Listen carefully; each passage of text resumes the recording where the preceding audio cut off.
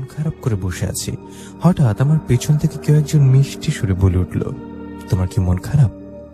পেছন থেকে এরকম একটা কথা শুনে ঘুরে দেখি সুন্দরী একটা মেয়ে দাঁড়িয়ে আছে। আমি মেয়েটাকে দেখে বললাম, কি আপনি? আমার মন খারাপ আপনি বুঝলেন কিভাবে?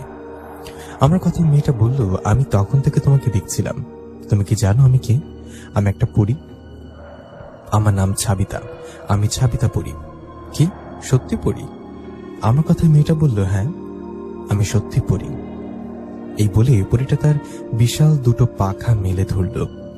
নিজের চোখের সামনে পরীকে দেখে বিশ্বাস করতে পারছিলাম না। আমি মুগ্ধ হয়ে তাকিয়েছিলাম। তখন সেই সাবিতা পরী আমাকে বলল, মন খারাপ করে আছো কেন? আর তোমার বাড়ি কোথায়? পরীর কথা জবাবে আমি বললাম, মা বাবার সাথে রাগ করে এখানে বসে আছি। আমার বাড়ি এই পাশের গ্রামে। আপনি কোথায় থাকেন? পরীরা কি পরী রাজ্যে থাকে? আমার কথা সেই পরী বললেন, না, তুমি যে গাছের নিচে বসে আছো আমি সেই গাছে থাকি। আমি তোমাকে এতক্ষণ থেকে অদৃশ্যভাবে দেখলাম, তো তাই এখন ইচ্ছে হলো সামনে এসে কথা বলা, তাই বলছি। পরীর কথা আমি দেখলাম, আমি যেখানে বসে আছি সেই বরাবর নদী পানিতে একটা শাপলা ফুল, যেটার কালার ছিল স্বর্ণ কালার, সোনার মতো একটা শাপলা ফুল জ্বলছে। পানির মধ্যে এরকম সোনার ফুল দেখায় আমি পরীর দিকে তাকালে সেই পরী বললেন, কি অবাক হচ্ছ তাই না? যাও পানিতে নেমে ওই ফুলটা নিয়ে আসো।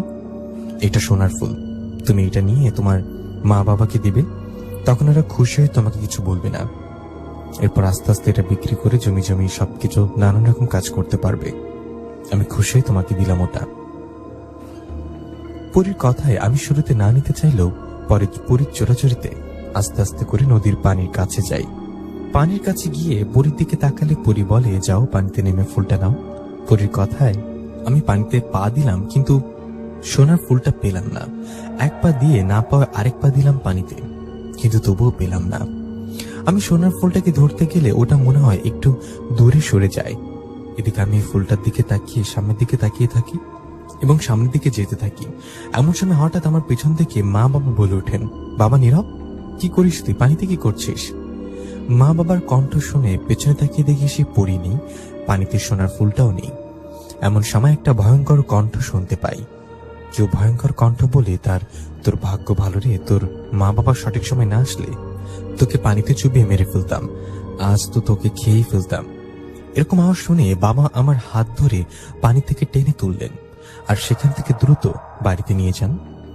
বাড়িতে গিয়ে আমি মা বাবাকে সব খুলে বলি। সব শুনে বাবা বললেন, সর্বনাশ, তুই তো কোনো খারাপ জিনের পাল্লায় পড়েছিলি। আল্লাহ রহমতে আমি আর তোর মা তোকে খুঁজতে খুঁজতে ওদিকে গিয়েছি, না হলে তো ওই খারাপ পিশাচ জিনটা তোকে পানিতে ডুবিয়ে মেরে ফেলতো। ও নিশ্চয়ই খারাপ জিন তোকে পরীর